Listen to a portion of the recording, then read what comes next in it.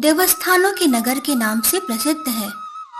कुंभकोणम में अधिकतर विष्णु मंदिर, शिव मंदिर और हम अन्य अनेक देवताओं के विग्रह को देखते हैं, जैसे कि नवग्रह विग्रह इत्यादि।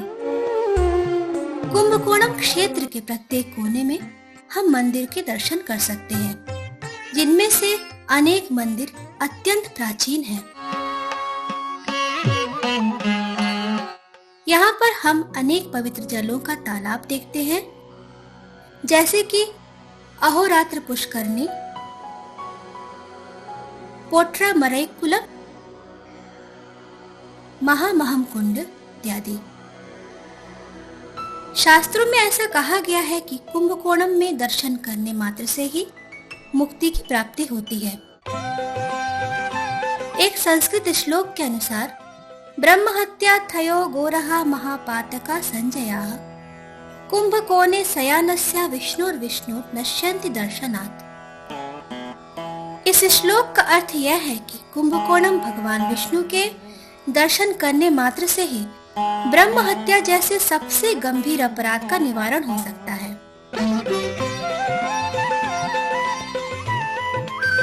भविष्योत्तर पुराण में कुंभकोणम शब्द का अर्थ स्पष्ट रूप से वर्णित है।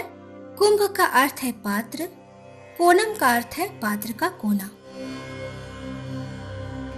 एक समय ब्रह्मा ने प्रलय के दौरान इस सृष्टि की पुनः रचना करने के लिए मिट्टी का एक पात्र बनाया और उस पात्र को सभी जीवात्माओं के बीजों से और अमृत से भरकर मेरु पर्वत के शिखर पर बंद करके रख दिया। परंतु प्रलय के दौरान जल पर्वत के उस शिखर पर पहुंच गया जहां पर वह पात्र रखा हुआ था, और वह पात्र पानी के साथ धीरे धीरे बहकर इस स्थान पर आकर स्थापित हो गया। तब प्रलय के अंत में भगवान शिव ने पुनः सृष्टि रचने के लिए उस पात्र को बाणों से खंडित कर दिया और उस पात्र का किनारा इस स्थान पर आ गिरा। इसीलिए यह स्थान कुंभकोणम कहलाता है। उस पात्र में भरा अमृत गिरकर 2 झीलों में परिवर्तित हो गया। प्रथम है पोट्रामरई झील, द्वितीय महामहम कुंड। महामहम कुंड कुंभकोणम के हृदय में बसा हुआ है और लगभग 20 एकड़ भूमि तक फैला हुआ है। 12 वर्षों में एक बार यहाँ पर एक बहुत बड़ा उत्सव मनाया जाता है, जो कि महामहम उत्सव कहलाता है। ऐसा कहा गया है कि इस दिन सभी पवित्र नदियाँ गंगा और यमुना आपस में यहाँ मिलती हैं। इसीलिए हजारों भक्त इस दिन अपने पापों के निवारण के लिए इस नदी में स्नान करते हैं। इस स्थान पर बड़े बड़े ऋषि मुनि भगवान की प्रसन्नता के लिए यज्ञ और नाम संकीर्तन करते थे। इसीलिए यह स्थान अत्यंत ही पवित्र माना जाता है। कुछ समय बाद भगवान के परम करुणा अवतार चैतन्य महाप्रभु का कुंभकोणम में आगमन हुआ और यहाँ आकर उन्होंने नाम संकीर्तन का प्रचार किया। यहाँ भगवान ने अपने विभिन्न भक्तों की प्रसन्नता के लिए अपनी विभिन्न दिव्य लीलाओं का प्रदर्शन भी किया। कुंभकोणम के मंदिर हमें श्रीमद् भागवत और रामायण में वर्णित भगवान की आध्यात्मिक लीलाओं का स्मरण कराते हैं। रामास्वामी। रामायण को जानने के लिए हम रामास्वामी मंदिर में जाएंगे। इनकी दीवारों पर संपूर्ण रामायण के चित्र अंकित हैं। शुद्ध ब्रह्म परात्पर रामा कालात्मक परमेश्वर रामा। इन मंदिरों में हम अनेक आश्चर्यजनक मूर्तियों को देखते हैं, जो कि रामायण की लीलाओं को दर्शाते हैं। शेषतल्प सुख निद्रित रामा ब्रह्माद्यमर प्रार्थित रामा। मंदिर के अंदर हम राम, सीता, लक्ष्मण, भरत, शत्रुघ्न, हनुमान की बहुत बड़ी मूर्ति पट्टाभिषेकम के रूप में स्थापित है, जिन्हें देखकर आंतरिक आनंद का अनुभव होता है। इस मंदिर की मुख्य विशेषता यह है कि यहाँ पर हनुमान ने सीता और राम की प्रसन्नता के लिए रामायण का गान किया और वीणा को बजाया। गजेंद्र मोक्ष। गजेंद्र मोक्ष लीला को जानने के लिए हम कपिस्थलम नामक स्थान पर जाते हैं। यह वही मंदिर है जिसमें भगवान ने गजेंद्र मोक्ष लीला का प्रदर्शन किया था। 108 दिव्य देशम में यह मंदिर 9वें स्थान पर है। जब मगरमच्छ ने गजेंद्र हाथी का पांव पकड़ा, तभी उस हाथी ने आदि मूल कह के पुकारा, सभी कारणों के कारण।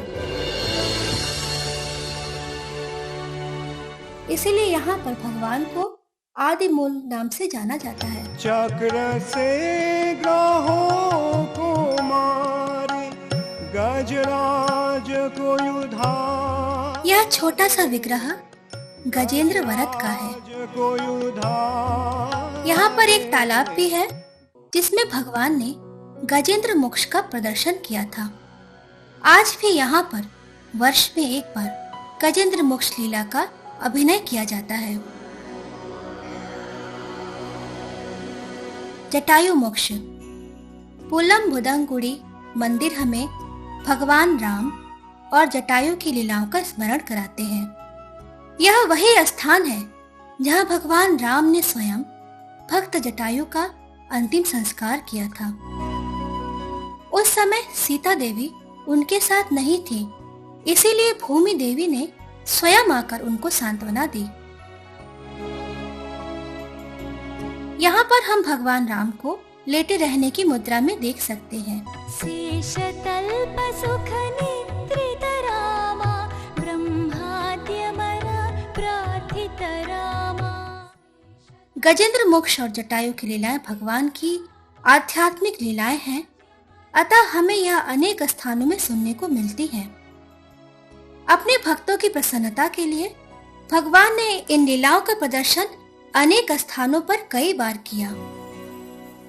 जिस प्रकार कालिया मर्दन लीला वृंदावन में घटित हुई थी, उसी लीला का प्रदर्शन भगवान श्री कृष्ण ने कुंभकोणम में भी किया। यहाँ उत्काड़ नाम एक स्थान है। इसी स्थान पर कालिया कृष्ण का स्वयं उत्पन्न विग्रह भी है। ऐसा कहा गया है कि इस स्थान पर नंदिनी और पट्टी 2 गायें थी, जो कि भगवान कृष्ण को कालिया सर्प के ऊपर नृत्य करते हुए देखना चाहती थी। अतः उन्होंने भगवान से प्रार्थना किया कि वह उन्हें कालिया दमन लीला के रूप में दर्शन दे। भगवान कृष्ण ने यहाँ पर आकर इसी तालाब पर कालिया मर्दन लीला का प्रदर्शन किया। उसी समय नारद मुनि भी यहाँ पर आए और भगवान के कालिया दमन नृत्य के साक्षी बने।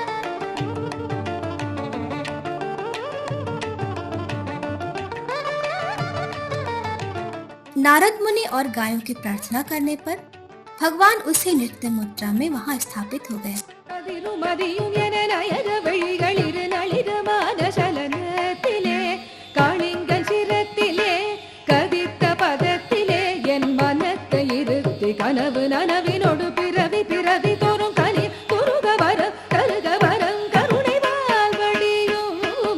यहाँ पर हम 5 वर्ष के बाल कृष्ण को कालिया सर्प के ऊपर नृत्य करते हुए देख सकते हैं, जिनका बायां पैर कालिया सर्प के सिर पर है और दाहिना पैर वह हवा में घुमा रहे हैं।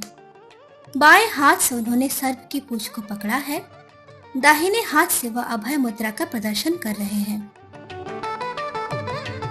इस विग्रह की मुख्य विशेषता यह है कि भगवान के पैरों ने कालिया सर्प के मस्तक को स्पर्श तक नहीं किया। यह अत्यंत आश्चर्यजनक है।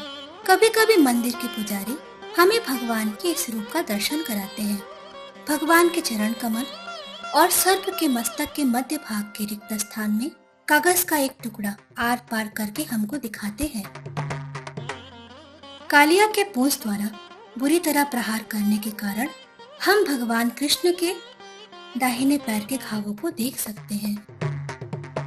भगवान कृष्ण के समक्ष हम नंदिनी और पट्टी 2 गायों को देखते हैं। भगवान कृष्ण के कालिया दमन लीला के कारण यह स्थान दक्षिण गोकुल नाम से प्रसिद्ध है।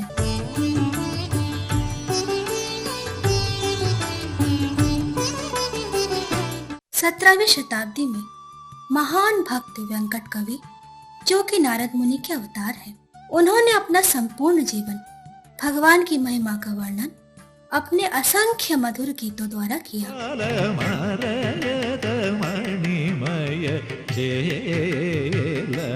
मदन कोटि सौंदर्य विजित परमानंद गोविंद मुकुंद मारगत मणिमय। उनके गीत इतने मधुर होते थे कि जब वो गाते, भगवान कृष्ण स्वयं नृत्य करने लगते।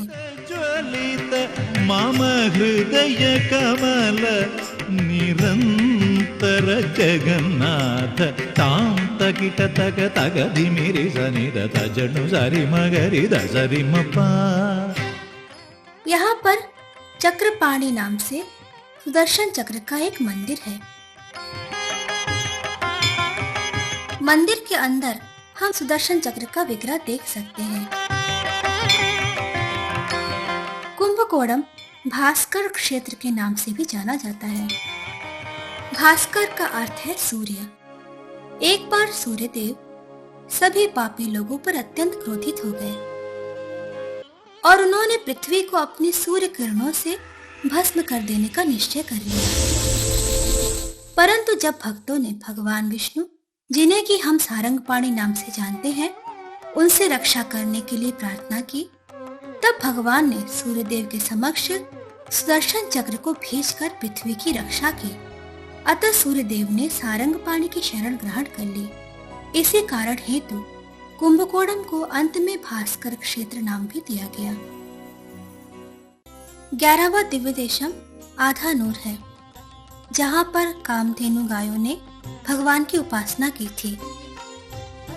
यहाँ पर अत्यंत सुंदर भगवान विष्णु का नाम आंडाला कुमय्यम है। जीवने प्राय राघवाय नमो सौजन्य निलयाय जानकी, जिसकी उपासना परकाला अलवार ने की थी। कुंभकोणम धातु की मूर्तियों के निर्माण कार्य के लिए प्रसिद्ध है, जैसे कि विग्रह बनाना इत्यादि। विशेष रूप से मायापुर, जो कि इस्कॉन मंदिर का मुख्य कार्यालय है, वहाँ के पंचतत्व विग्रह का निर्माण कुंभकोणम में ही हुआ। हरे कृष्णा कृष्णा कृष्णा हरे हरे हरे राम राम। तिरुवेल्लयम कुली, यह 22वां दिव्य देशम है। यह मंदिर हमें बलि महाराज और वामन देव की लीलाओं का स्मरण कराता है। जब वामन देव बलि महाराज से दान मांग रहे थे, तब शुक्राचार्य ने बलि महाराज द्वारा विष्णु को दान देने पर आपत्ति की। इसी कारण शुक्राचार्य नेत्रहीन हो गए। अतः शुक्राचार्य ने यहाँ पर आकर भगवान से प्रार्थना करके पुनः दृष्टि की प्राप्ति की। इसी स्थान पर भगवान ने गरुड़ देव को अपना शंख और चक्र दिया था और भगवान श्री राम के रूप में परकाला अलवार को दर्शन दिया। इसीलिए भगवान को यहाँ पर कोलविल्ली रामन के नाम से जानते हैं।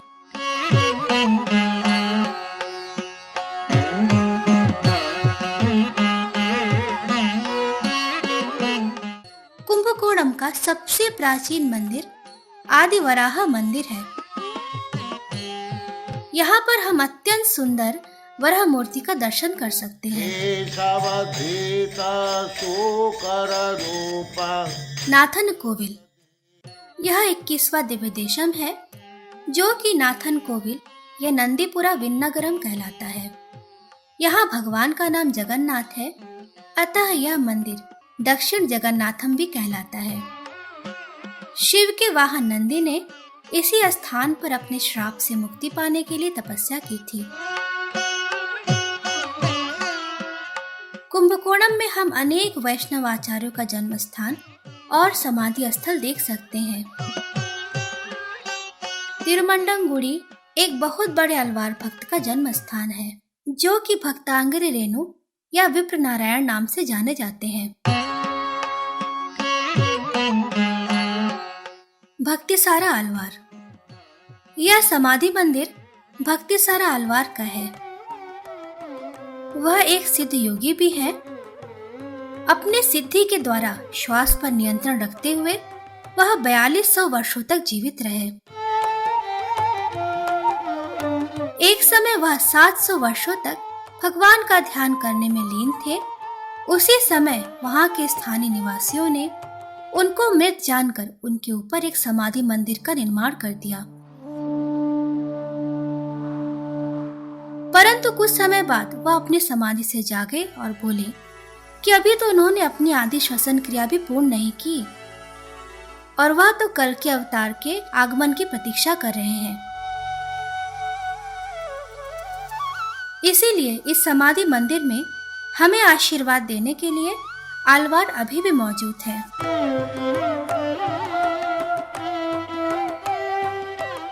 त्यागराज स्वामी। यहाँ पर हम अनेक महान भक्तों की समाधियां देख सकते हैं, जैसे कि नारायण तीर्थ और त्यागराज स्वामी का।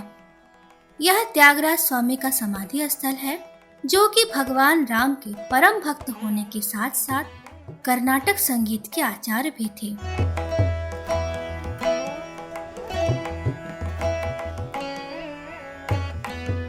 यह स्थान कुंभकोणम से थोड़ी ही दूर तिरुवैयार में है। यहाँ हम उनके प्रिय सीताराम और लक्ष्मण का विग्रह भी देख सकते हैं।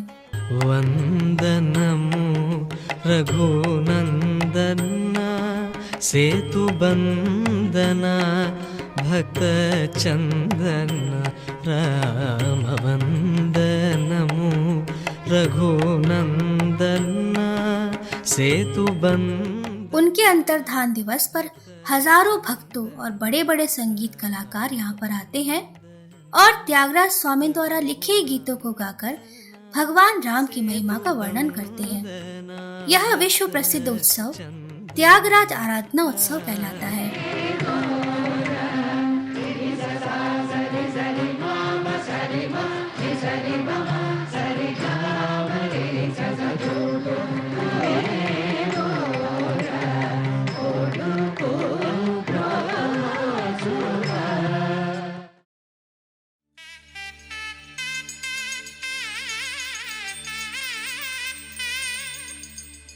सारंगपाणी। सारंगपाणी कुंभकोणम में सबसे प्रसिद्ध मंदिर है।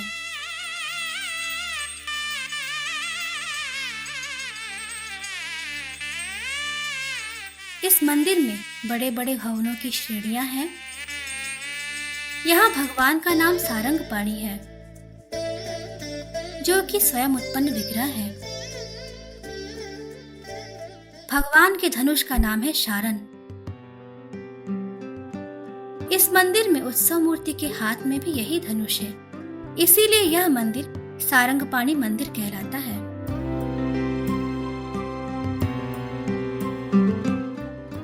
पवित्र पुराणों और इतिहासों में सारंगपाणी की महिमा का वर्णन है। वहाँ एक हेम ऋषि थे, जो कि अपने पूर्व जन्म में ब्रिहु ऋषि नाम से जाने जाते थे। उन्होंने भगवान विष्णु की छाती पर अपने पैरों से प्रहार करके बहुत बड़ा अपराध किया था। देवी लक्ष्मी, जो भगवान के हृदय में विराजमान थी, वह अपमानित हुई। अतः ब्रिहु ऋषि को अपनी गलती पर अत्यंत पश्चाताप हुआ और अगले जन्म में वह हेम ऋषि के रूप में आए।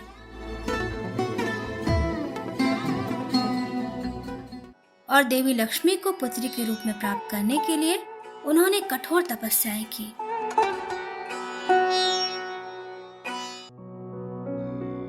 भगवान के आदेशानुसार वह मंदिर के समीप स्थित इसी तालाब के पास आए। इस तालाब में उन्होंने लक्ष्मी देवी को हजारों पंखुड़ियों वाले कमल पुष्प पर लेटी हुई एक बहुत ही सुंदर हंसमुख बालिका रूप में पाया।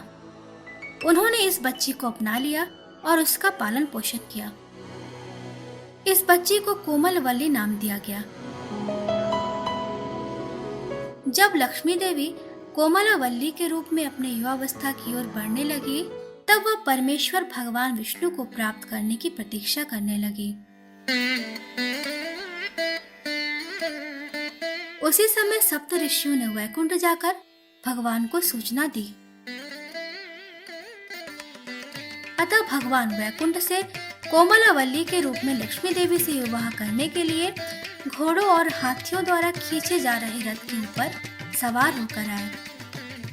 उस रथ के सारथी स्वयं ब्रह्मा थे। इसी स्थान पर अत्यंत भव्य विवाह समारोह का आयोजन हुआ।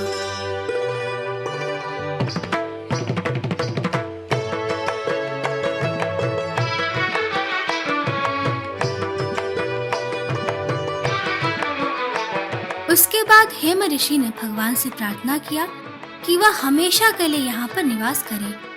अतः भगवान वहीं रुक गए।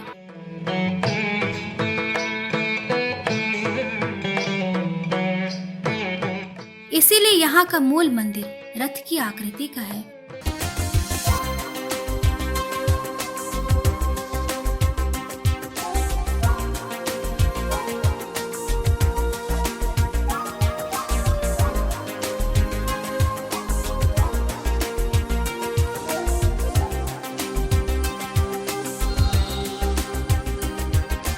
चलिए अब हम लक्ष्मी देवी का दर्शन करें, जिन्हें हम कोमलावल्ली के नाम से जानते हैं।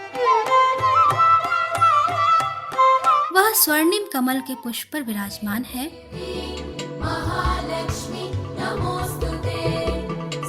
वह दया, ममता और प्रेम से भरी हुई उज्जवल हंसमुख मुद्रा में है।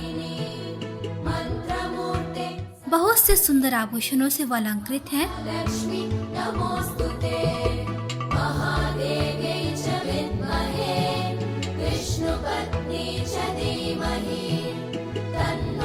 इस मंदिर का मुख्य विग्रह भगवान सारंगपाणि की आधे लेटे रहने की मुद्रा अत्यंत आश्चर्यजनक है, जो कि अपर्याप्त अमृता या तमिल आरामुधान के नाम से जाने जाते हैं। आरामुधन का अर्थ है इस अमृत को आप जितना भी ग्रहण करें आपको संतुष्टि नहीं होगी।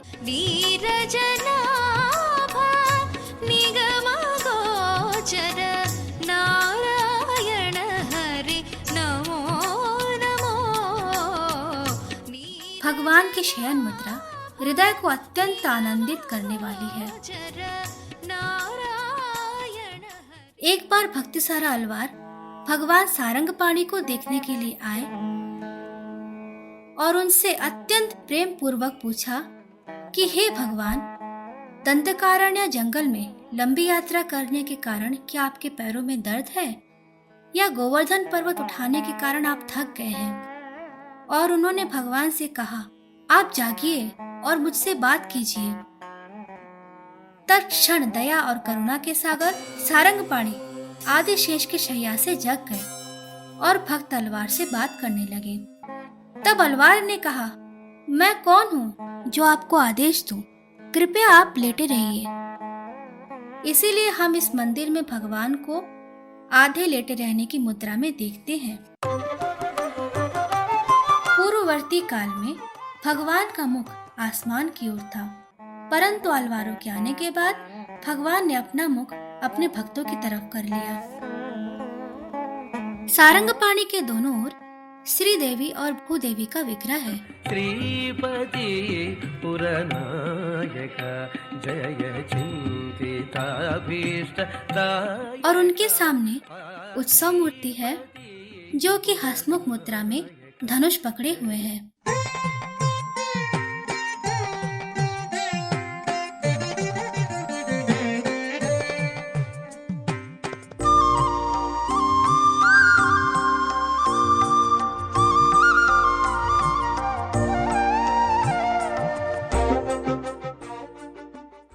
भगवान सारंगपाणि की परिक्रमा करते हुए उत्तर दिशा में भूमि के नीचे हम बालाजी का एक विग्रह देखते हैं, जो कि पाताल श्रीनिवासन के नाम से प्रसिद्ध है। ऐसा कहते हैं कि जब बालाजी ने देवी लक्ष्मी को बिना सूचित किए पद्मावती से विवाह कर लिया, तब लक्ष्मी देवी उन पर अत्यंत क्रोधित हो गई। उसी समय हमारे प्रिय बालाजी लक्ष्मी देवी के क्रोध से बचने के लिए यहाँ आकर छुपे।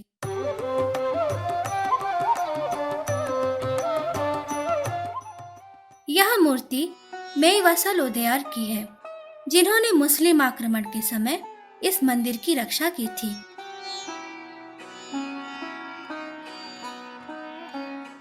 यहाँ पर हम एक ब्रह्मचारी भक्त लक्ष्मी नारायण का विग्रह देख सकते हैं, जिन्होंने भगवान सारंगपाणि के लिए राजगोपुरम का निर्माण कराया। यद्यपि वह बहुत गरीब और अनाथ थे, फिर भी भगवान के वह शुद्ध और विश्वास पात्र भक्त थे। इसीलिए उन्होंने अपना संपूर्ण जीवन प्रसिद्ध राजगोपुरम के निर्माण कार्य में लगने वाले धन को एकत्रित करने में लगा दिया। इसके अतिरिक्त उन्होंने भगवान की अनेक अन्य सेवाएं भी की। बहुत से लोगों ने उनको विवाह करने की सलाह दी ताकि उनका अंतिम संस्कार उनके संतानों द्वारा किया जा सके और उन्हें वैकुंठ की प्राप्ति हो। लक्ष्मी नारायण ने कहा कि वह सारंगपाणि की सेवा से ही संतुष्ट है और यह भी कहा कि अगर वह मृत्यु को प्राप्त हुए तो स्वयं सारंगपाणि ही उनका अंतिम संस्कार करेंगे।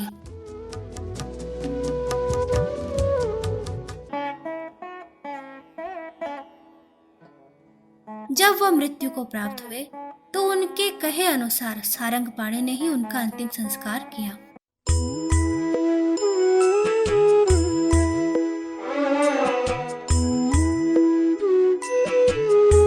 इसीलिए आज भी लक्ष्मी नारायण के अंतर्धान दिवस पर हर साल दीपावली अमावस्या के दिन सारंगपाणि के स्थान पर पुजारी ही इस श्राद्ध के नियम का पालन करते हैं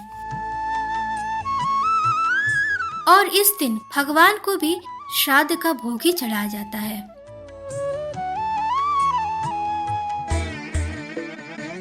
यह राजगोपुरम है जिसका निर्माण लक्ष्मी नारायण के द्वारा हुआ।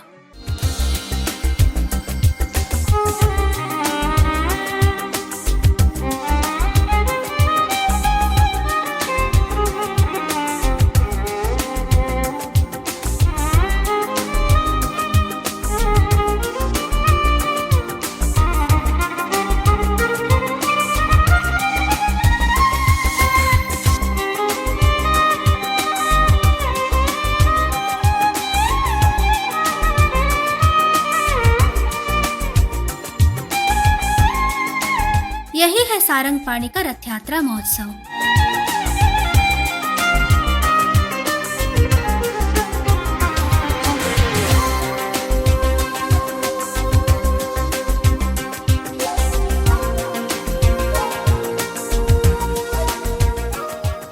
इस तरह भगवान सारंगपाणि के अनेक उत्सव और अनंत लीलाएं हैं, जिसका वर्णन करना ब्रह्मा और आदिशेष के द्वारा भी संभव नहीं।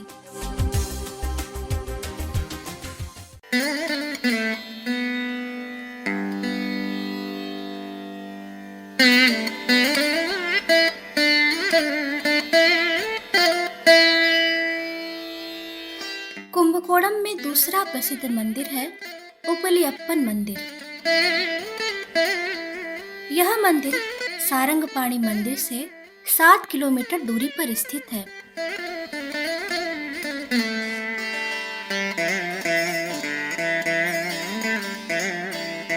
इस मंदिर को संस्कृत में आकाश नगरी के नाम से जानते हैं।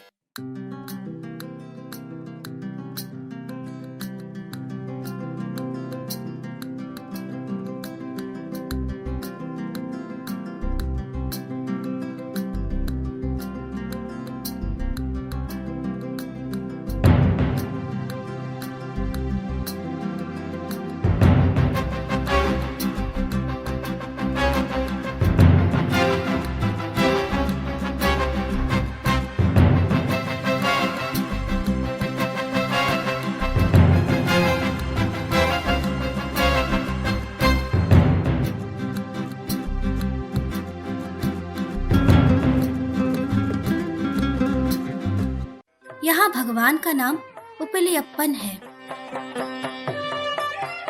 वह कोई और नहीं बल्कि तिरुपति बालाजी ही है।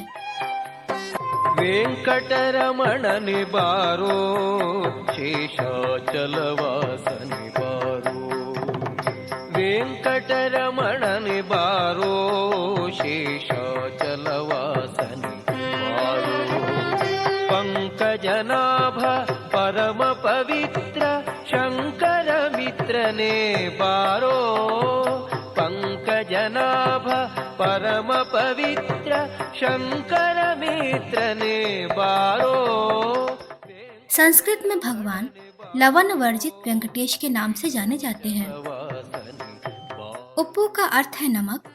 यहाँ भगवान को अर्पित किया हुआ हर भोग लवण वर्जित होता है। वेदी के अंदर उपिलियप्पन को तिरुपति बालाजी के समान ही वस्त्र पहनाया जाता है। उन्नतोन्नत विग्रह दासोपरिस्थानुग्रह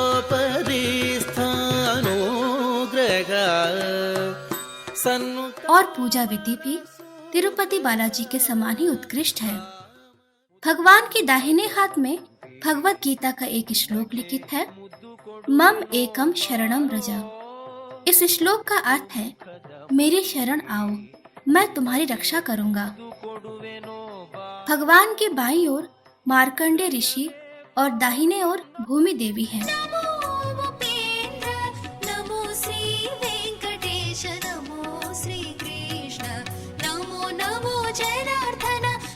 ब्रह्मांड पुराण में इस मंदिर की महिमा का वर्णन है। एक बार मार्कंडेय ऋषि तीर्थ यात्रा करने के दौरान इस स्थान पर आए। उनकी यह आंतरिक इच्छा थी कि वह भगवान की अंतरंगा शक्ति भूदेवी की पूजा अपनी पुत्री के रूप में और भगवान की पूजा अपने दामाद के रूप में करें।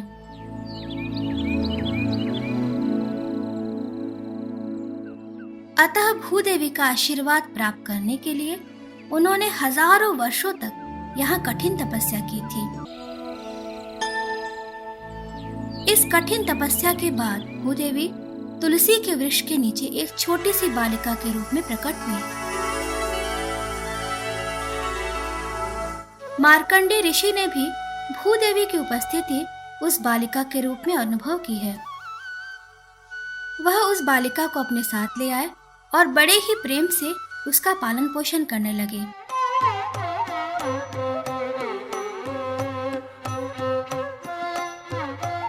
वह बालिका जब 5 वर्ष की हुई तब एक दिन भगवान वृद्ध पुरुष के रूप में मार्कंडेय ऋषि के समक्ष प्रकट हुए और उन्होंने मार्कंडेय ऋषि से कहा कि वह उस बालिका से विवाह करना चाहते हैं।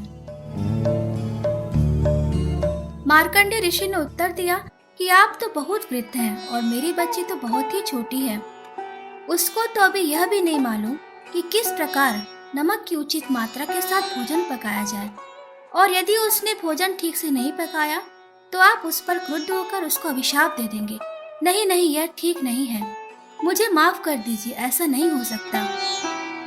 अतः तब भगवान ने वृद्ध पुरुष के रूप में उत्तर दिया कि यदि आपकी पुत्री बिना नमक के भी भोजन बनाती है तब भी वह मेरा सबसे प्रिय भोजन होगा, परंतु मैं बिना इससे विवाह किए यहाँ से नहीं जाऊंगा। अंततः मार्कंडेय ऋषि ने निराशा पूर्वक प्रस्ताव को स्वीकार कर लिया। दूसरे ही दिन विवाह समारोह संपन्न हुआ। वहाँ पर भगवान अपने अद्भुत सुंदर रूप में हाथ में शंख और चक्र पकड़े हुए खड़े हुए हैं।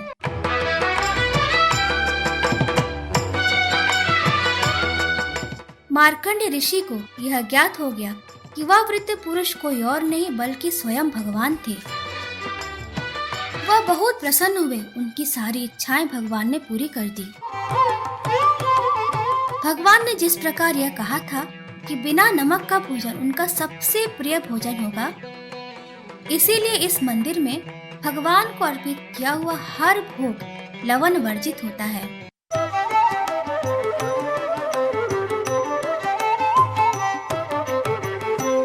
यह प्रसादम काउंटर है जहाँ पर हम लवण वर्जित प्रसाद प्राप्त कर सकते हैं। यद्यपि यह प्रसाद अत्यंत स्वादिष्ट होता है।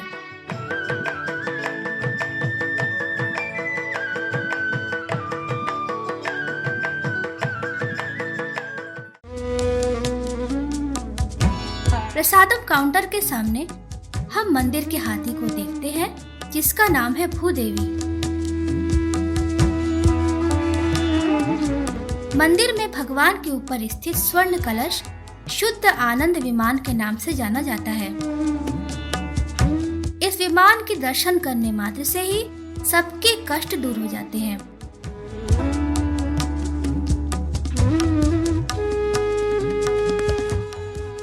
यह मंदिर गौ माता की रक्षा के लिए गौशाला भी चला रही है। षडगोप परिवार के लिए भगवान ने 5 रूपों में दर्शन दिए, जैसे कि एनप्पन, पोनप्पन, मणियप्पन, मुत्तप्पन, तिरुविनगरप्पन।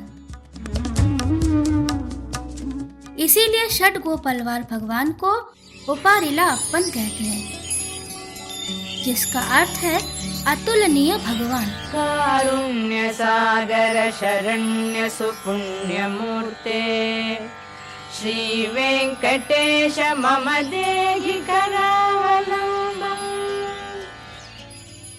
मंदिर के बाईं ओर एक पवित्र तालाब है, जिसे हम अहोरात्र पुष्करणी के नाम से जानते हैं।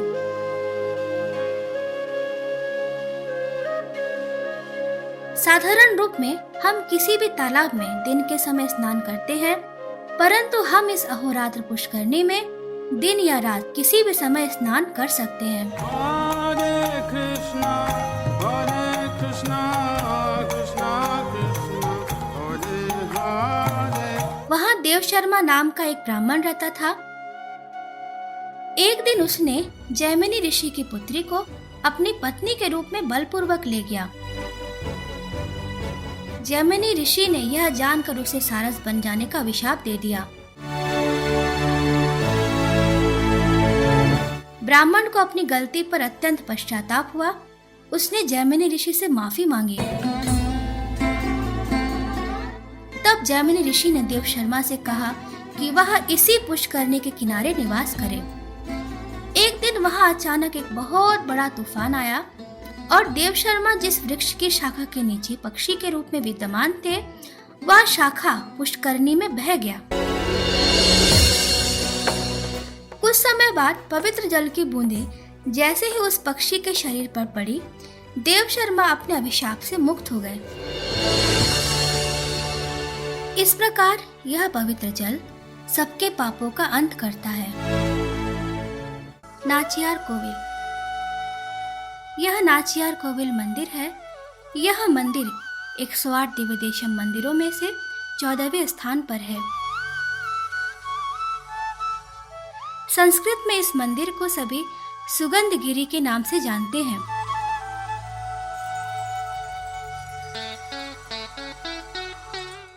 मुक्ति प्रदान करने वाले 12 तीर्थ स्थलों में से यह एक है।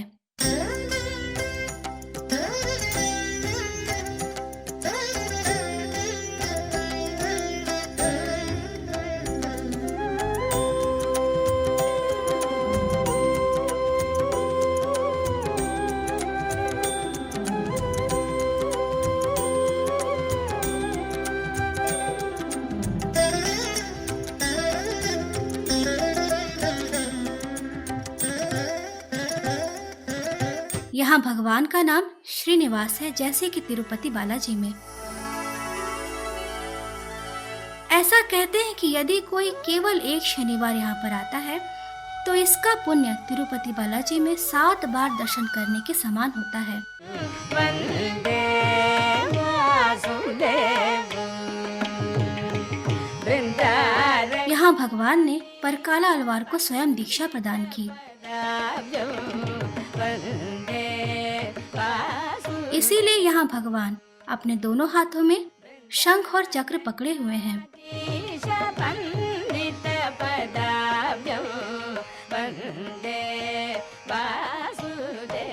परकाला अलवार ने इसी भगवान को अपना गुरु मानकर अपने 100 गीतों में इनकी महिमा का गान किया। यह वही मंदिर है जिसमें विश्व प्रसिद्ध भगवान के वाहन गरुड़ देव की पत्थर की मूर्ति विद्यमान है। इस गरुड़ देव की विशेष बात यह है कि हर उत्सव के दौरान गरुड़ देव का वजन स्वतः बढ़ता रहता है। प्रारंभिक समय में 4 व्यक्ति बड़ी ही सरलता से गरुड़ देव को उठा लेते थे, परंतु कुछ समय बाद गरुड़ देव का वजन और बढ़ता गया, अतः पहले से दुगना हो गया और उनको उठाने के लिए 8 लोगों की आवश्यकता पड़ी।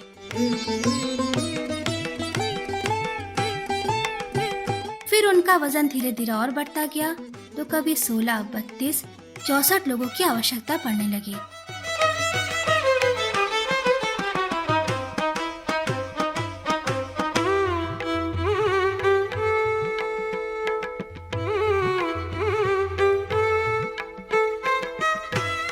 अंततः भगवान की उत्सव मूर्ति को गरुड़ देव के ऊपर बिठा दिया गया और गरुड़ देव को रथ के ऊपर स्थापित कर दिया और वह रथ 128 व्यक्तियों द्वारा खींचा जाता था। यह अत्यंत अद्भुत उत्सव है। कुंभकोणम में हजारों लोग इस उत्सव को देखने के लिए आते हैं।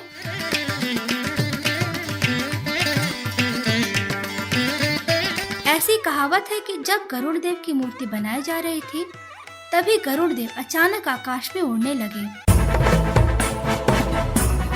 इसका मतलब यह है कि भगवान के वाहन गरुड़ देव स्वयं उस मूर्ति में प्रवेश कर चुके थे। यह गरुड़ देव अपने भक्तों की सभी इच्छाओं को पूर्ण करते हैं।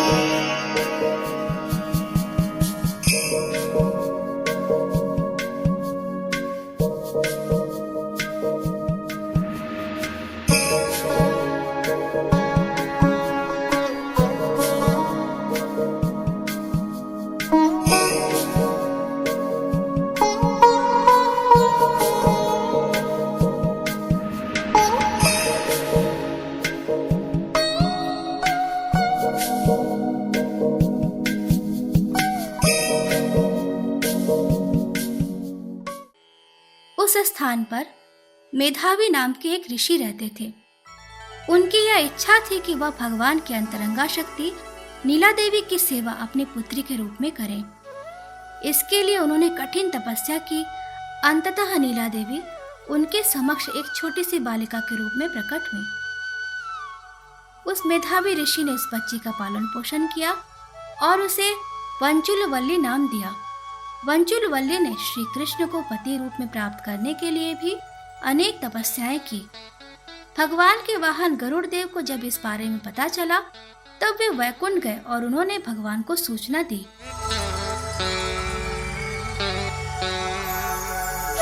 भगवान स्वयं यहाँ पर बलराम, प्रद्युम्न, अनिरुद्ध, पुरुषोत्तम और ब्रह्मा के साथ वंचुलवल्ली से विवाह करने आए। बहरहाल उस ऋषि ने कहा, यदि आप नीला देवी से विवाह करना चाहते हैं तो आपको उसे सभी अधिकार प्रदान करने होंगे। भगवान सहमत हो गए और उन्होंने इसी स्थान पर नीला देवी से विवाह किया।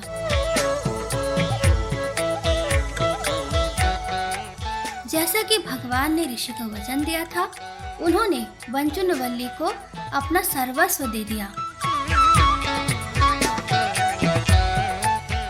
इसीलिए उत्सव के दौरान हम यह देखते हैं कि माँ वंचुलवल्ली आगे जाती हैं और भगवान उनके पीछे।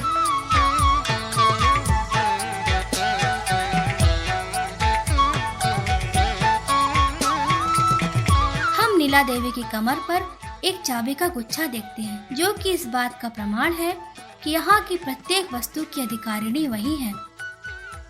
अतः यहाँ पर प्रत्येक वस्तु सर्वप्रथम नीला देवी को ही समर्पित की जाती है।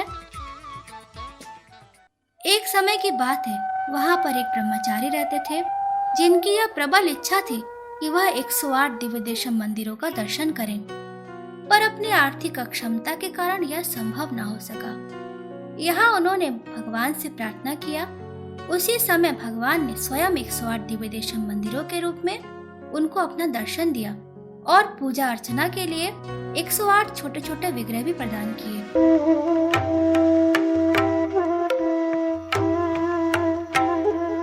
अपना संपूर्ण जीवन उन्होंने उन विग्रहों की सेवा में लगा दिया।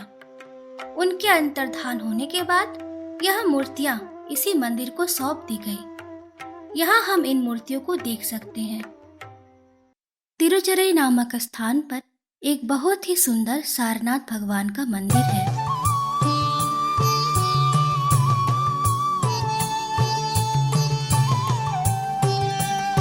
यहाँ भगवान का नाम है सारनाथ और देवी लक्ष्मी का नाम है सारनायकी।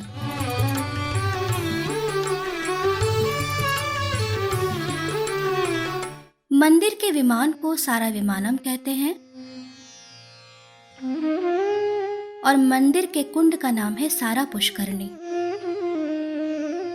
यह संपूर्ण मंदिर सारा क्षेत्र कहलाता है। इसीलिए इस मंदिर को सभी पंच सारा क्षेत्र नाम से भी जानते हैं।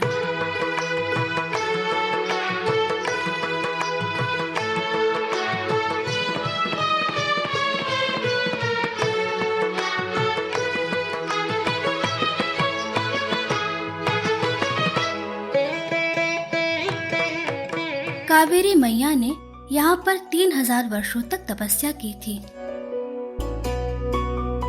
अंत में भगवान एक बहुत ही सुंदर छोटे से बच्चे के रूप में प्रकट हुए और अत्यंत धीमी गति से चलते हुए कावेरी माँ की गोद में समा गए। भगवान ने कावेरी माँ को 3 वरदान दिए। प्रथम वरदान, जो भी इस मंदिर में दर्शन करेगा भगवान उसे मोक्ष देंगे। द्वितीय, जो भी इस मंदिर में आएगा भगवान उसकी सभी इच्छाओं को पूर्ण करेंगे। तृतीय, भगवान ने कावेरी नदी को गंगा नदी से भी कहीं अधिक महत्वपूर्ण बताया है। बहुत ध्यान पूर्वक भगवान को देखने से हम यह पाएंगे कि भगवान अपने दाहिने हाथ में कमल का पुष्प पकड़े हुए अपने भक्तों को अपने पास बुला रहे हैं। यह जगत रक्षक मंदिर है।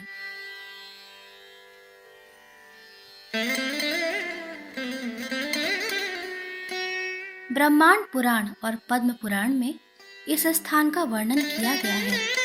एक समय की बात है, अनेक देवतागण नंदक ऋषि के साथ एकत्रित होकर यहाँ भगवान विष्णु की उपासना की थी। इसीलिए यह स्थान संगम क्षेत्र कहलाता है।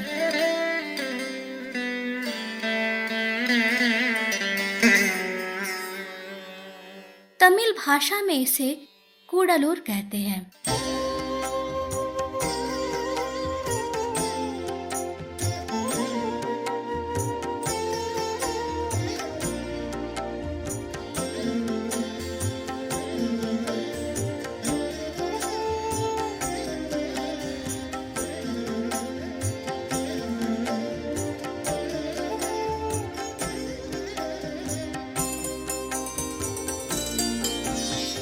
यही वह स्थान है जहाँ महाराज अम्बरीश ने अपने भगवान की उपासना की थी। यही वह स्थान है जहाँ भगवान ने दुर्वासा ऋषि को अम्बरीश महाराज के विरुद्ध अपराध करने पर क्षमा कर दिया था। इसीलिए यहाँ पर भगवान का नाम अम्बरीश वरद है।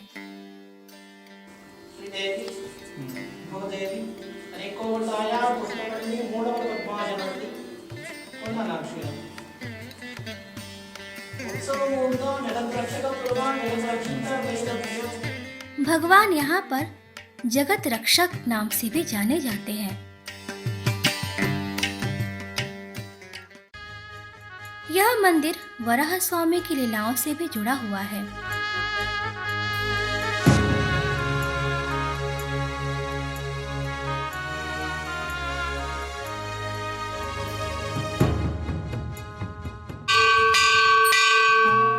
भगवान का मूल विग्रह कावेरी नदी के साथ बह गया था और मंदिर भी नष्ट हो गया।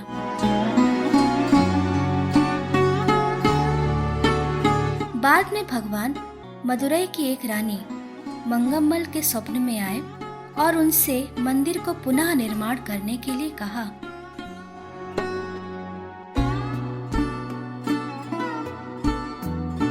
उसी समय एक मछुआरे ने कावेरी नदी के किनारे उत्सव मूर्ति को पाया। उसने तुरंत ही यह सूचना रानी को दी। अतः अभी हम जो मंदिर देख रहे हैं, इसका पुनः निर्माण रानी के द्वारा ही कराया गया।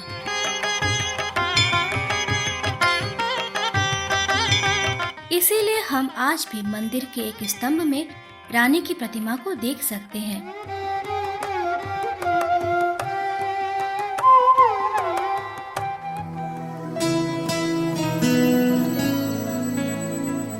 यही है सुदर्शन चक्र का विग्रह।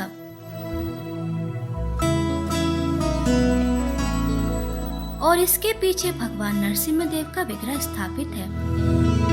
जब दुर्वासा मुनि ने अम्बरीश महाराज का अपमान किया था, तब भगवान ने उनके पीछे एक सुदर्शन चक्र भेजा।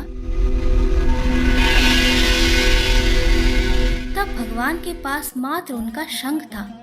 इसीलिए मंदिर के पीछे हम एक कटहल का वृक्ष देखते हैं, जो कि स्थल वृक्षम कहलाता है। उस वृक्ष से ही यह आध्यात्मिक शंख स्वयं प्रकट हुआ।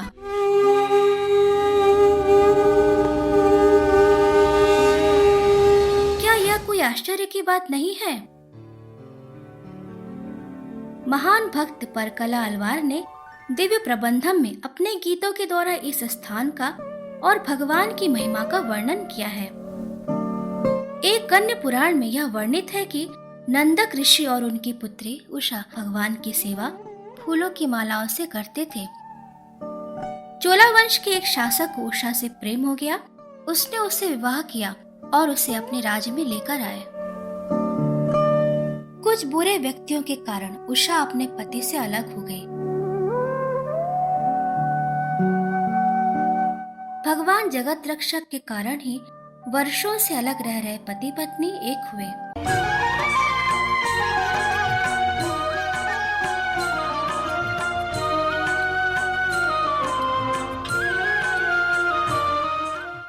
वहां पर एक तोता था, जो कि प्रतिदिन भगवान के लिए एक फल लाता था और हरि हरि नाम का जप करता था।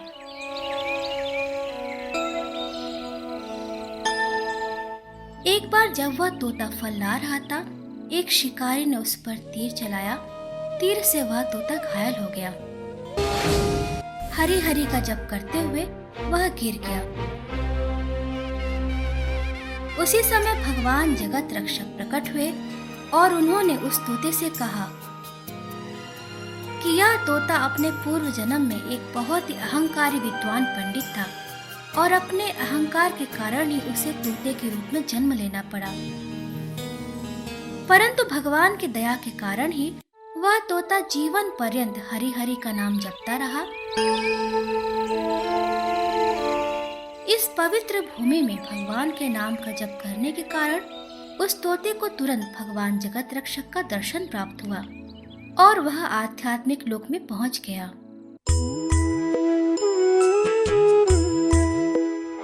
एक बार हनुमान इस मंदिर के ऊपर उड़ रहे थे। उन्होंने भक्तों को कीर्तन करते हुए सुना। हरे कृष्ण अतः वह भी इस कीर्तन में सम्मिलित हो गए। इसीलिए हम मंदिर के विपरीत ही हनुमान का विग्रह देख सकते हैं।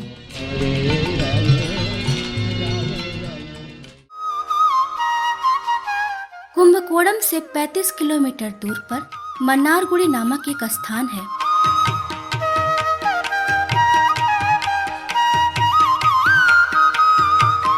यहाँ पर भगवान कृष्ण का राजगोपाल स्वामी नामक अत्यंत भव्य मंदिर है। इस विशाल मंदिर में बहुत बड़ी बड़ी भवनों की श्रेणियां हैं, जो कि बड़ी बड़ी दीवारों और अनेक सुंदर गोपुरम से घिरी हुई हैं। प्रत्येक गोपुरम मूर्तिकला से सज्जित है, जो कि भगवान की आध्यात्मिक लीलाओं का वर्णन करती है।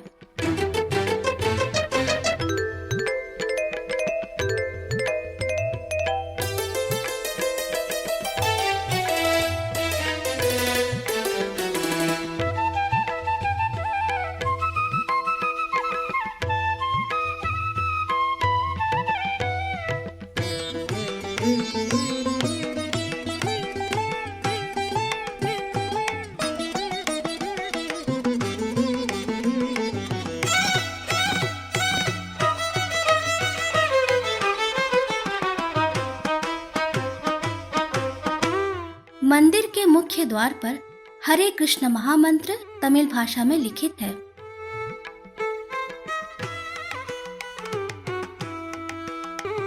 दक्षिण भारत में यह कहावत है कि यदि कृष्ण को देखना चाहते हो तो मन्नारगुड़ी जाकर कृष्ण को देखो, और यदि श्री राम का दर्शन करना चाहते हो तो वडूर जाओ।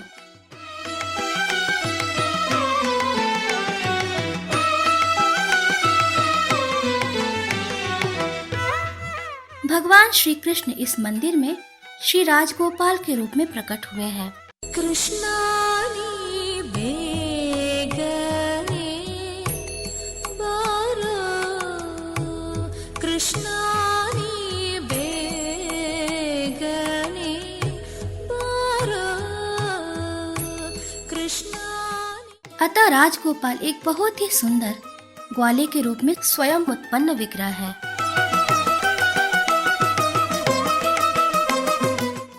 उन्होंने धोती पहना है और उसी कपड़े से सिर पर पगड़ी बांधी है। वह अपने दाहिने हाथ में छड़ी पकड़े हुए गौवे चरा रहे हैं।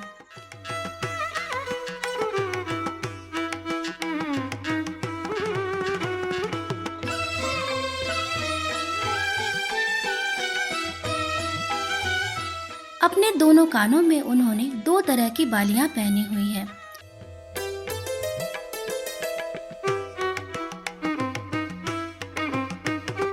अपने भक्तों के सामने भगवान हमेशा मुस्कुराते हुए रहते हैं।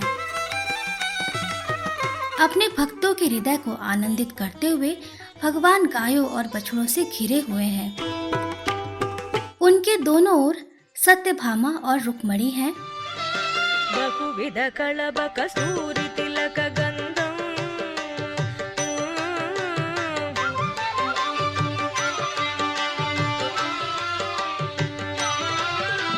बहुविध कलब कस्तूरी तिलक गंधम, सुगंधम सबम समागम, कुहु कुहु किगिबित कोकिल कलरम, पूजित वृंदावन सददा।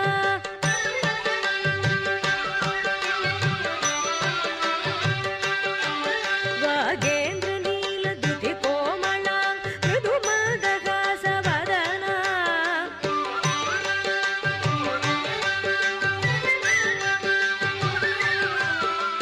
कुंद वृंद मकरंद बिंदु सम वृंद कारकरणा, तत्तजं तरित तकदजं तरित तत्त दीप्त तकता तदीतक चंद्र सूर्य नयना। पहले यह स्थान चंपक फूलों के कारण चंपकारण्य क्षेत्र के नाम से जाना जाता था। यहाँ पर हरिद्रा पुष्करणी नामक एक बहुत ही सुंदर तालाब है।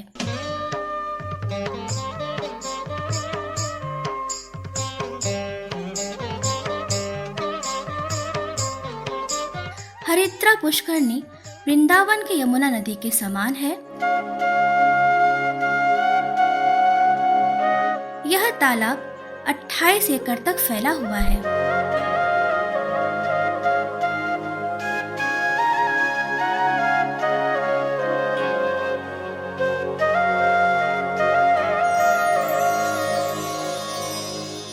भगवान कृष्ण का विश्व प्रसिद्ध नौका उत्सव यहाँ मनाया गया था।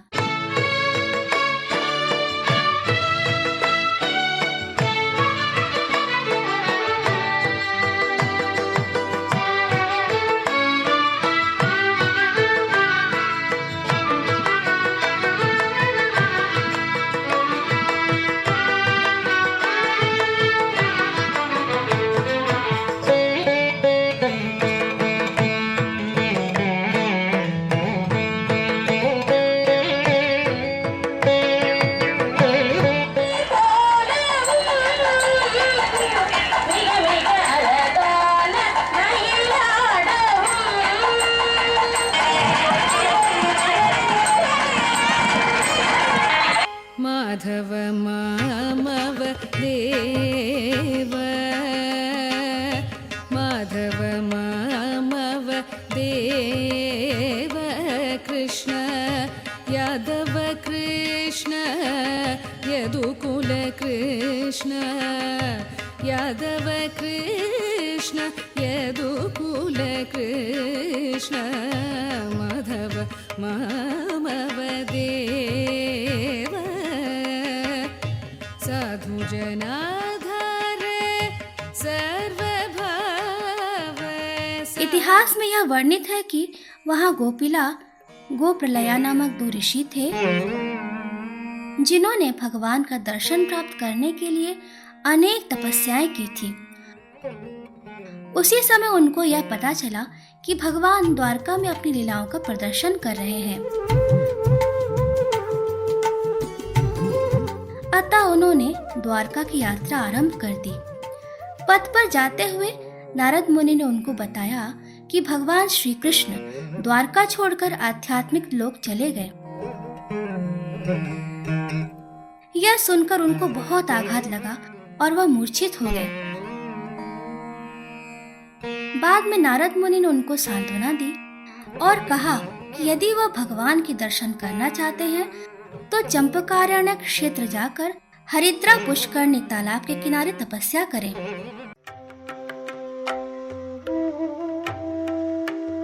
नारद मुनि के निर्देशानुसार दोनों ऋषि यहाँ पर आए और उन्होंने बहुत कठिन तपस्या और कठोर व्रत का पालन किया।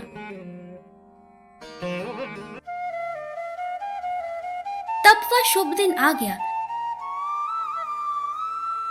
जब भगवान अपने गायों, मित्रों और गोपियों के साथ ऋषि के समक्ष प्रकट हुए। तब दयालु करुणामयी भगवान ने उन ऋषियों के समक्ष वृंदावन की 32 लीलाओं का प्रदर्शन किया।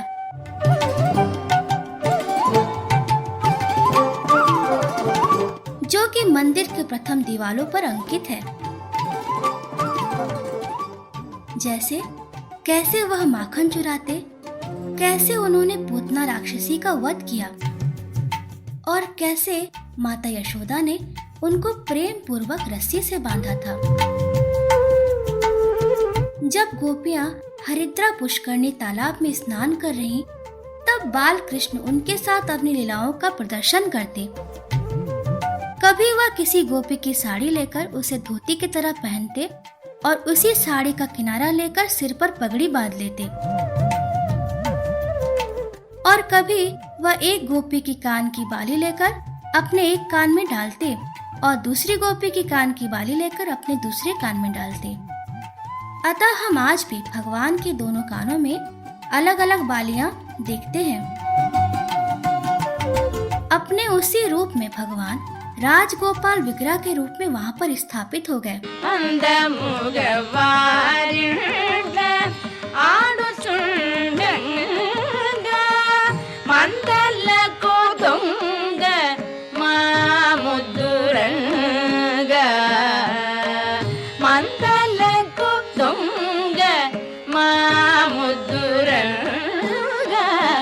राजगोपाल विग्रह के पीछे हम भगवान वासुदेव का बड़ा विग्रह चतुर्भुज रूप में देख सकते हैं। प्रारंभ में जिस प्रकार भगवान अपने चतुर्भुज रूप में वसुदेव और देवकी के समक्ष प्रकट हुए और उसके तुरंत बाद वह एक छोटे से बाल कृष्ण के रूप में बदल गए, ठीक उसी प्रकार भगवान ने उन ऋषियों को जिन चतुर्भुज रूप में दर्शन दिया था, भगवान का वही बड़ा विग्रह यहाँ पर स्थापित है।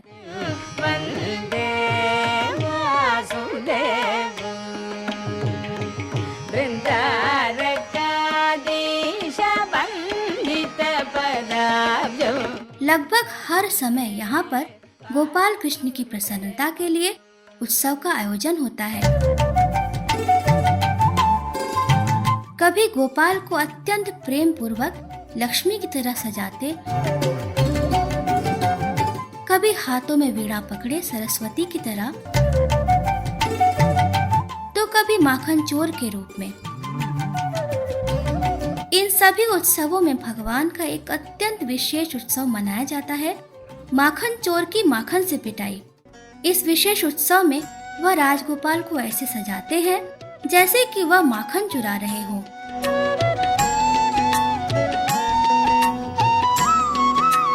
इसके बाद वह उनको पालकी में लेकर जाते हैं। इसी दौरान सभी भक्त माखन चोर पर माखन की वर्षा करते हैं। मन्नारगुड़ी में यह उत्सव देखना ही चाहिए। इस उत्सव के दौरान लाखों भक्त यहाँ पर आते और माखन चोर राजगोपाल पर मक्खन फेंक कर आनंदित होते हैं। हम देख सकते हैं कि गोपाल और सभी भक्त आध्यात्मिक प्रसन्नता का अनुभव कर रहे हैं। इसी प्रकार राजगोपाल यहाँ सदैव अपनी लीलाओं का प्रदर्शन करते हैं और सबको आकर्षित करते हैं।